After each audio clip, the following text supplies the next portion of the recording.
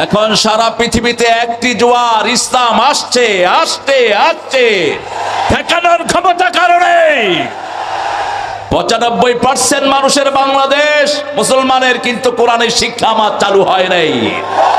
এই জন্যই হত্যা, ধর্ষণ, লুট, তরাজ বেড়েছে দেশে। মেয়েদের কোনো অধিকার নাই, শিশুদের অধিকার নাই, কোনো মানুষ তাদের অধিকার পায় না। কোরআন ছাড়া মানুষের অধিকার দেওয়ার পৃথিবীতে আর কেউ। আমরা এই কোরআন মেনে চলবো তো? চলবো তো? বাল নাকযিফু বিল হাক্কি আলাল বাতিল ফায়াদমিগুহু ফাইযা হুয়া যাহিক।